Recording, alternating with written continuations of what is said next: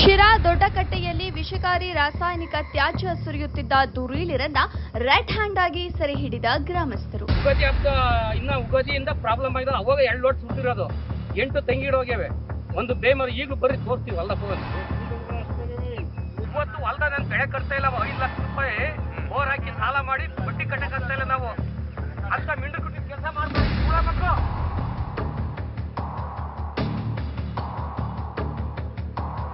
ಜಾನುವಾರುಗಳ ಹಾಗೂ ಬೆಳೆಗಳ ಮೇಲೆ ದುಷ್ಪರಿಣಾಮ ಬೀರಿದ ಕಲ್ಮಶ ನೀರು.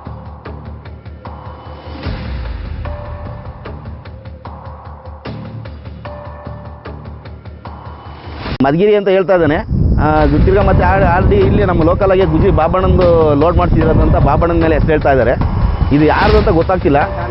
ಈ ಏನಾಗುತ್ತೆ ಅಂದರೆ ಈಗ ಇದು ಶಿರಾ ಕೆರೆಗೆ ನೀರು ಹೋದರೆ ಎಷ್ಟೋ ಜನ ಅಮಾಯಕರು ಸಾಯ್ತಾರೆ. ನಮ್ಮ ಬೆಳೆಗೆ ಇದ್ರೆ ಇಲ್ಲಿಗೆ ಈ ಕೆಮಿಕಲ್ ಏನಾದರೂ ಶಿರಾ ಕೆರೆಗೆ ಹೋಯ್ತು ಅಂದರೆ ಶಿರಾದಲ್ಲಿ ಎಷ್ಟೋ ಜನ ನುಣ್ಣು ಸತ್ತೋಗೋದಂತೂ ಗ್ಯಾರಂಟಿ. ನಗರದ ಗುಜರಿ ಬಾಬು ಈ ರಾಸಾಯನಿಕ ತ್ಯಾಜ್ಯ ವಿಲೇವಾರಿ ಮಾಡಲು ಹೇಳಿತು ಎಂದು ಡ್ರೈವರ್ ಹೇಳಿಕೆ.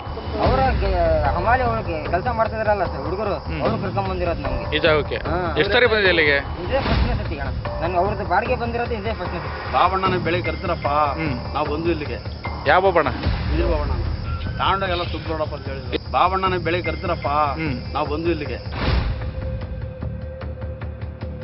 ಶಿರಾನಗರದ ದೊಡ್ಡಕಟ್ಟೆಯಲ್ಲಿ ಫ್ಯಾಕ್ಟರಿಗಳಿಂದ ಹೊರಬರುವ ವಿಷಕಾರಿ ರಾಸಾಯನಿಕ ಹಾಗೂ ತ್ಯಾಜ್ಯವನ್ನ ಅಕ್ರಮವಾಗಿ ತಂದು ಸುರಿಯುವ ಸಂದರ್ಭದಲ್ಲಿ ನೇರವಾಗಿ ಸಿಕ್ಕಿಬಿದ್ದ ಕ್ಯಾಂಟರ್ ಡ್ರೈವರ್ಗಳನ್ನ ಗ್ರಾಮಸ್ಥರು ಪ್ರಶ್ನಿಸಿದಾಗ ನನಗೇನು ಇದರ ಬಗ್ಗೆ ಗೊತ್ತಿಲ್ಲ. ಶಿರಾನಗರದ ಗುಜರಿ ಬಾಬು ಎಂಬುವವರು ಡ್ರಮ್ಮಿನಲ್ಲಿ ತುಂಬಿರುವ ವೇಸ್ಟೇಜ್ ಅನ್ನ ದೊಡ್ಡಕಟ್ಟೆಗೆ ಸುರಿ ಎಂದು ನನಗೆ ತಿಳಿಸಿರುವುದರಿಂದ ನಾನು ಸುರಿಯುತ್ತಿದ್ದೇನೆ ಎಂದು ಆರೋಪ ಮಾಡಿರ್ತಾರೆ. ಎಲ್ಲಿ ಗುಜರಿ ಬಾಬಣ್ಣ ದರ್ಗಾ ಇದು ಕೆರೆ ಹತ್ರ ಇದೇ ಫಸ್ಟ್ ಬಂದಿರೋದು ಅಣ್ಣ. ಬಾಡಿಗೆ ನಮ್ದು ಇದೇ ಫಸ್ಟ್ ಬಾಡಿಗೆ ಬಂದಿರೋದು. ನಾನು ಗೊತ್ತಿಲ್ಲ ಅಣ್ಣ, ಈ ತರ ಮಾಲ್ ಅಂತ ಗೊತ್ತಿಲ್ಲ, ಯಾವ ತರ ಅಂತ ಗೊತ್ತಿಲ್ಲ. ಬಾಡಿಗೆ ಹೇಳಿದಾರೆ ಬಂದಿದ್ದೀನಿ ಅಷ್ಟೇ. ನಾನು ಯಾವ ಬಾಬಣ್ಣ? ಬಿದಿರು ಬಾಬಣ್ಣ. ಇದ್ರಾಗ ಏನೈತೆ ನಿಮ್ಗೆ ಗೊತ್ತಿಲ್ಲ? ಇಲ್ಲ, ಇಲ್ಲಿ ತರ ಕೇಳಿದಾರು ತಾಂಡಾಗೆಲ್ಲ ಸುಬ್ರೋಡಪ್ಪ ಅಂತ ಹೇಳಿದ್ರು. ಎಲ್ಲ ಸುರಿದ್ರೆ ಇಲ್ಲಿ ತಾವು ಸುರಿದಿರಿ ನೀವು.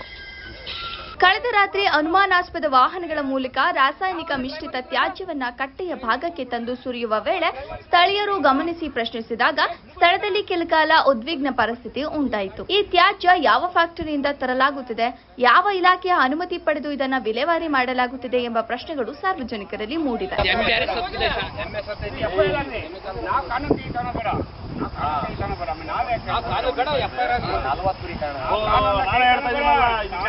ಸ್ಥಳೀಯ ರೈತರ ಪ್ರಕಾರ ನೀರು ಕಲುಷಿತಗೊಂಡ ಪರಿಣಾಮ ಕೃಷಿ ಬೆಳೆಗಳು ಹಾನಿಯಾಗಿದ್ದು, ಈ ಕಲ್ಮಶ ನೀರನ್ನ ಸೇವಿಸಿದ ಜಾನುವಾರುಗಳ ಮೇಲೂ ದುಷ್ಪರಿಣಾಮ ಉಂಟಾಗಿದೆ. ಇದರ ಜೊತೆಗೆ ರಾಸಾಯನಿಕ ತ್ಯಾಜ್ಯದಿಂದ ಪರಿಸರ ಮಾಲಿನ್ಯ ಉಂಟಾಗಿ ಸಾರ್ವಜನಿಕರ ಆರೋಗ್ಯಕ್ಕೂ ಅಪಾಯ ಎದುರಾಗುವ ಸಾಧ್ಯತೆ ಇದೆ ಎಂದು ಆತಂಕ ವ್ಯಕ್ತಪಡಿಸಿದ್ದಾರೆ.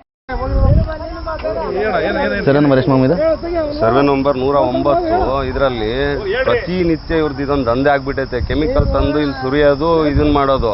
ಇದು ಕೆರೆ, ಇದು ಇಲ್ಲಿ ಬಂದು ನೀರ್ದು ಸೀಪೇಜ್ ಆಗಿ ಬೋರಾಗಿ ನಮ್ದು ಎಲೆ ಬಳ್ಳಿ ಒಣಗೋಗ್ತಾ ಐತೆ. ಅಡಿಕೆ ಗಿಡಕ್ಕೆಲ್ಲ ರೋಗ ಆ ತರ ಆಗ್ತಾ ಇದೆ. ಅಡಿಕೆ ಗಿಡ ಎಲ್ಲ ಒಣಗಿ ಹೋಗ್ತಾ ಇದಾವೆ, ಸುಳಿ ಎಲ್ಲ ಬಿದ್ದೋಗ್ತಾ ಇದಾವೆ. ಇವ್ರಿಗೆ ಎಷ್ಟು ಸಾರಿ ಹೇಳಿದ್ರು ಅರ್ಥನೇ ಆಗ್ತಿಲ್ಲ. ಇವ್ರಿಗೆ ಏನೋ ಸಂಧಾನ ಮಾಡ್ಕೊಂಡು ಬಿಡಿಸ್ಕೊಂಡು ಹೊರಟೋಗ್ಬಿಡೋದು. ಇದು ಒಂಥರ ಏನಾಯ್ತು ಅಂದರೆ ಈ ಕಟ್ಟಿಗೆ ರಾತ್ರಿ ಹೊತ್ತಾಗ ತಂದು ಕೆಮಿಕಲ್ ಸುರಿದು ನಮ್ಮ ಈಗ ಇಲ್ಲಿ ಎಷ್ಟೋ ತೋಟಗಳು ಮತ್ತು ಈ ಸುತ್ತಮುತ್ತ ಎಲ್ಲ ಬೋರ್ಗಳನ್ನು ಯಾಕೆ ಬೆಳೆಗಳು ಆಗ್ತಿಲ್ಲ ಅಂದರೆ ಈ ಕೆಮಿಕಲ್ ಸುರಿದು ಈ ಕೆಮಿಕಲಿಂದ ನೀರು ಎಷ್ಟು ಇದಾಗ್ತಾಯಿದೆ ಅಂದರೆ ಇದು ಈಗ ಈ ಕೆರೆ ತುಂಬಿದ್ರೆ ಶಿರಾ ಕೆರೆಗೆ ಹೋಗ್ಲೇಬೇಕು ನೀರು. ಇದು ರಿಪೋರ್ಟ್ ಅಲ್ಲೇನೆ ಈಗ ಶಿರಾ ಕೆರೆಗೆ ಈ ನೀರು ಶಿರಾ ಕೆರೆಗೆ ಹೋಗ್ಬೇಕು.